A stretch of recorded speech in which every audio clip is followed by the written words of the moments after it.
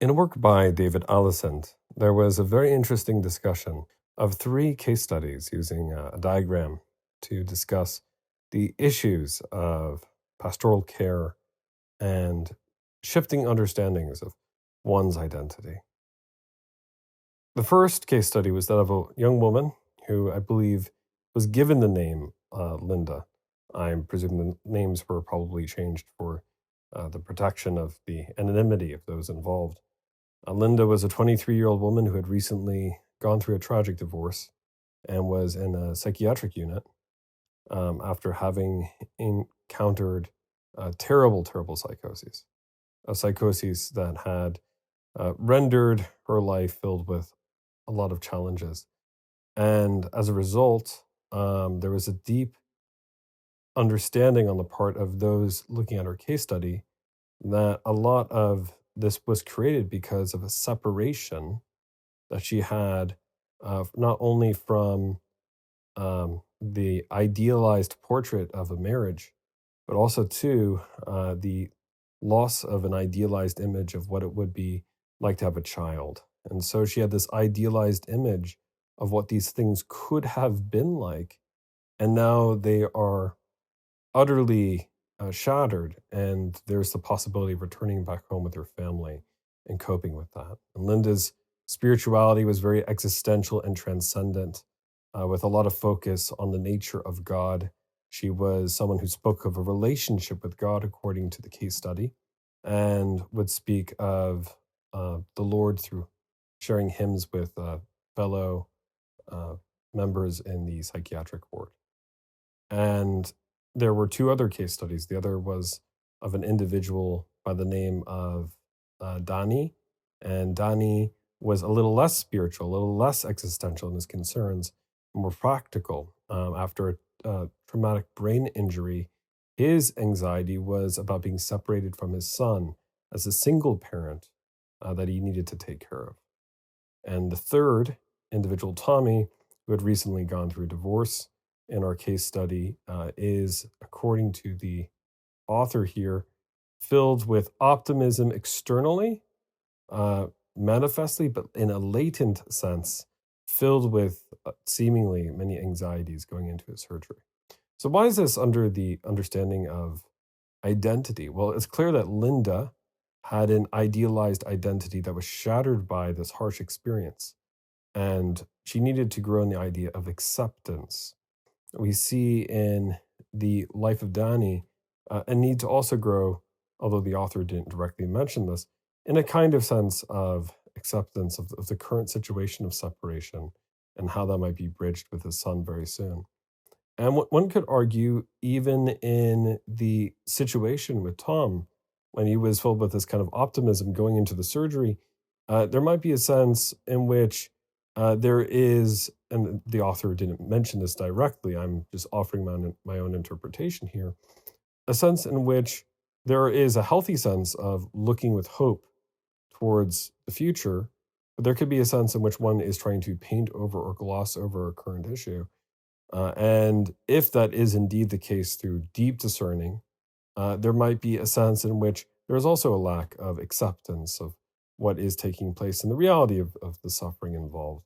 So, in that sense, although the word was not mentioned as a keystone for me, the idea of acceptance was an incredible theme of David Allison's article for sure, and spoke to my understanding of the fact of how messy the situation is pastorally on the ground. This is not armchair theology. We are dealing with the understandable rage, confusion, and worry of those who are having their own, sometimes, Golgotha experience.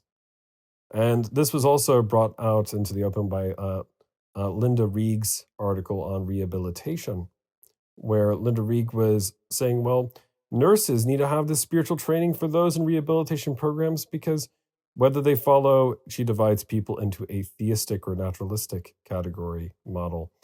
I think there's probably more models in between those and more subtleties, but let's take that up for a moment.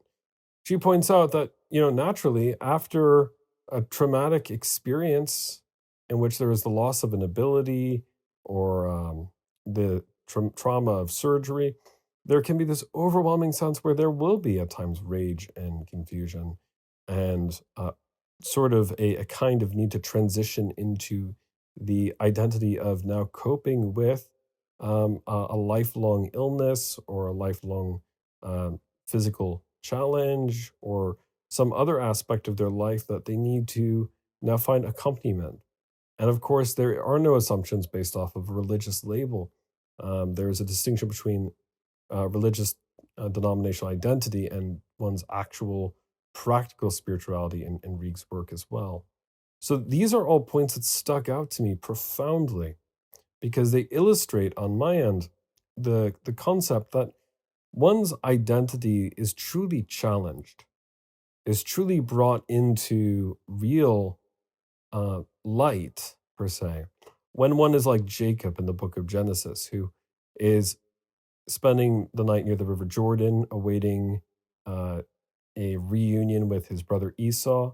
And what does he do? He ends up in a wrestling match with God all night long, which leads, of course, to the name change from Jacob to Israel, he who wrestles with God. And I think too often we view um, our experience of knowing the Lord or knowing ourselves to be a static event, when in reality, it can be, and it often is, um, a wrestling match through the sufferings of life, a wrestling match through the battles of life. And in that sense, there is a sense in which all of these things occur through the medium of our changing lives. And yet there is an element of constancy there.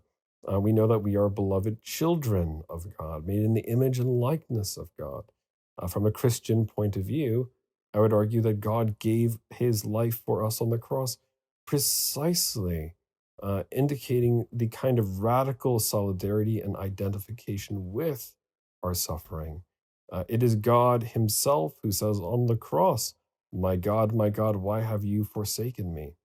Now, we could debate all day long that theological meaning, but what we can say is that our infallible, our eternal, our divine, our inerrant Savior, Jesus Christ, understands what it is to encounter pain.